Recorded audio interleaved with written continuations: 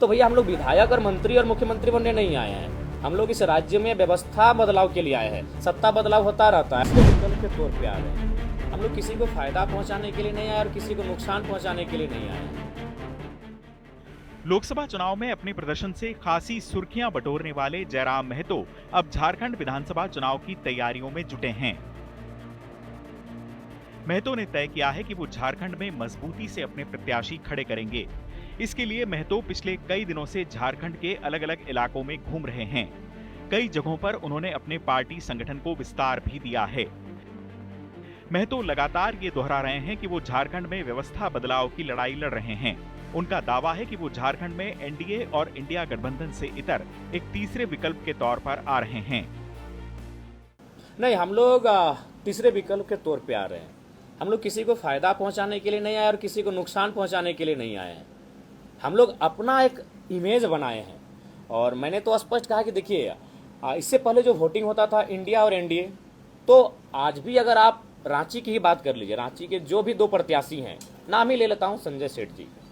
ईमानदारी से अगर कितने लोग हैं जो उनको मतलब चाहते हैं कि वो संसद रिप्रेजेंट करे। लोगों ने इसलिए वोट दिया क्योंकि भारतीय जनता पार्टी से आए थे। जो सहाय जी की बेटी हैं, कौन लोग हैं भाई जो मैंने एक तो सहाय जी को 20 साल नेतृत्व का अवसर दिया, अब उनकी बेटी जो किसी कार्यक्रम में उपस्थित नहीं हुए, जो धूप कंकर मैंने धूप बारिश को ये मैंने झेली नहीं है, जो झारखंड के लोगों की भावना को भाषा को नहीं ठीक से समझ पाती हैं, जो कहाँ रही हैं, कितने लोग हैं, तो मजबूरी में वोट करते हैं। विधानसभा चुनाव में जयराम महतो की पार्टी का टिकट पाने के लिए नेताओं का बायोडाटा भी खंगाला जा रहा है। इसमें अलग अलग विभागों में नेताओं के कामकाज को देखते हुए अंकन किया जाएगा। जिसके सबसे ज्यादा अंक होंगे और जो तय मापदंडों पर खरा उतरेगा, उसी उम्मीदवार को जिला कमेटी में जगह मिलेगी। बाद में ज्यादा अंक पाए उम्मीदवार ही टिकट के दावेदार भी होंगे।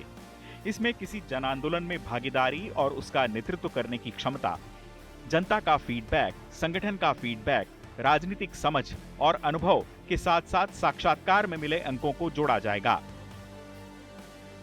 महतो ने तय किया था कि वो करीब 50 विधानसभा सीटों पर चुनाव लड़ेंगे, लेकिन अब उनका कहना है कि सब कुछ ठीक रहा तो वो झारखंड की 81 विधानसभा सीटों पर भी प्रत्याशी खड़े कर सकते हैं।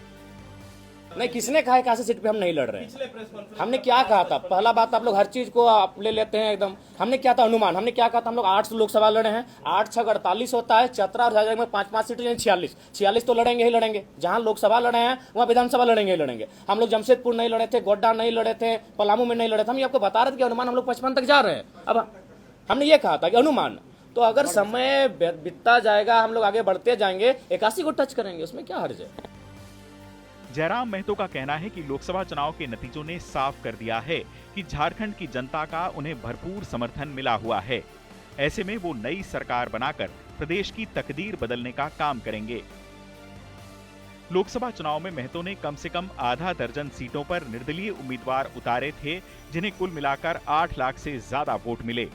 खुद गिरिडीह लोकसभा सीट पर मैदान में उतरे महतो को 3,47,000 वोट मिले थे। ऐसे में वो झारखंड विधानसभा चुनाव में मुख्यधारा वाली पार्टियों के वोट बैंक में बड़ी सेंध लगा सकते हैं। चुनाव आज तक।